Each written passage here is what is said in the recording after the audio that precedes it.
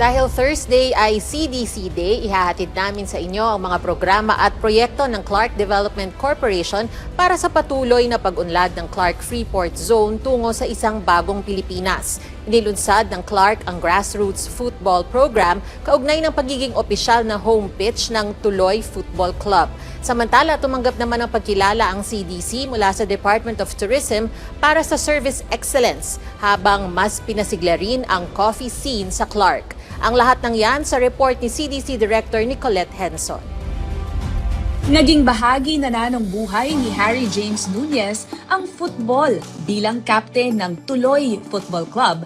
Isa siya sa mga kabataang hinubog ng sport mula sa disiplina hanggang sa pangarap na makapaglaro sa professional league. Nakatulong po yung football sa akin sa maraming bagay po, like sa disiplina po sa sarili at saka yung magkaroon po ng mga maraming kaibigan.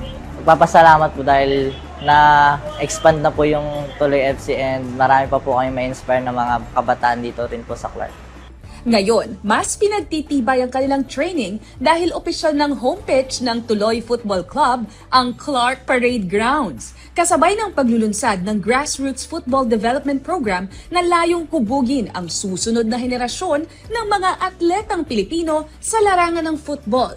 Ang kasunduan ay pinagtibay sa pamamagitan ng Memorandum of Agreement signing noong January 27 sa Clark Events and Conference Hall sa pangunguna ni Clark Development Corporation President and CEO Attorney Agnes V.S.T. de Vanadera, L&T International Group Philippines Incorporated Chief Executive Officer Raymond Tan at Tuloy Football Club President Father Marciano Rocky Evangelista. Ayon kay Attorney de Vanadera, higit pa sa laro ang football para sa kabataan. Aniya, isa itong paraan upang mahubog ang disiplina at malasakit sa kapwa ng mga kabataan. We pass on to the young people sense of discipline, sense of purpose, and sense of community in the community where we all give importance to football.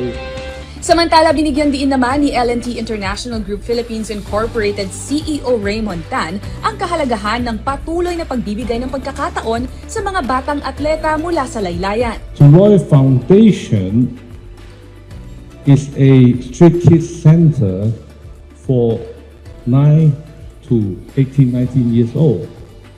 So after they graduate from Tuloy Foundation, we decided to form Tuloy FC about 3 years ago, a separate organization. So they are professional players. This is a professional football club for both men and women playing at the highest level of Philippines Football League. Sa pamamagitan ng programa, inaasahang higit pang mapapalakas ang development program ng Tuloy Football Club na nakapagsanay na ng 18 manlalaro para sa men's at women's national teams. Kamakailan, inanunsyo rin ng Tuloy Football Club ang transfer ng 5 manlalaro mula sa kanilang women's national team patungo sa mga international football club sa Hong Kong at Cambodia. Ang Tuloy Football Club ay pangunahing programa ng Tuloy Foundation na itinatag ni Father Rocky Evangelista.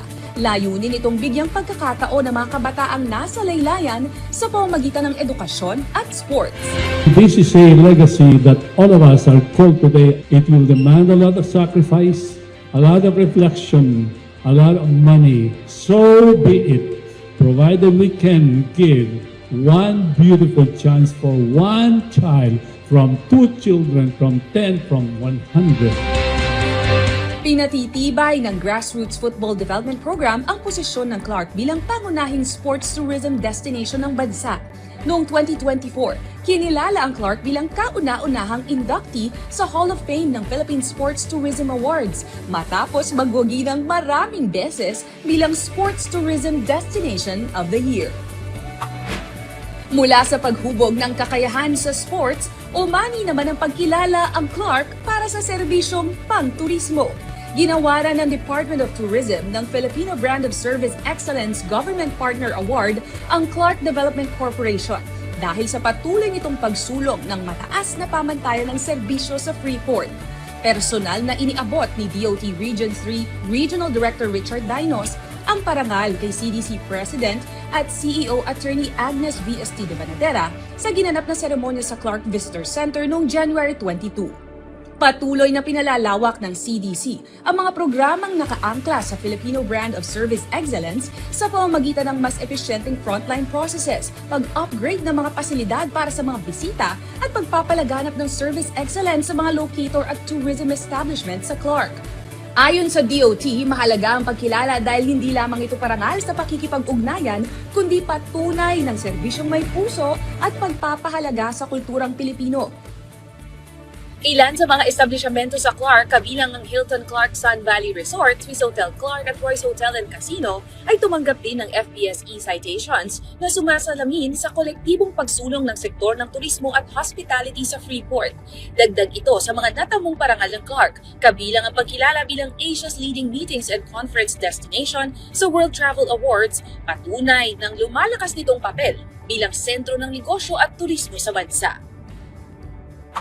Dito sa Clark Freeport, may coffee shop na dinadayo hindi lang dahil sa kape, kundi dahil rin sa maganda nitong ambience. Kamakailan binuksan ang Andante Cafe Lounge, ang pinakabagong cafe sa loob ng Clark Freeport Zone na inaasang magiging bagong tambayan ng mga coffee lovers.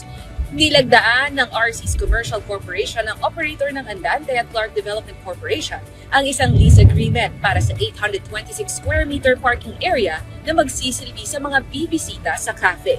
Formal na pinagtibay ang kasunduan ni CDC President at CEO Attorney Agnes V.S.T. de Banadera at RC's Commercial Corporation Corporate Secretary Valerie Lopez. Matatagpuan sa kaba ng E. Quirino Avenue ang three-story na cafe ay kayang mag-welcome ng 600 na bisita at coffee lovers. Isa itong mahalagang dagdag sa food and beverage sector ng Clark at suporta sa meetings, incentives, conferences, and exhibitions o MICE industry.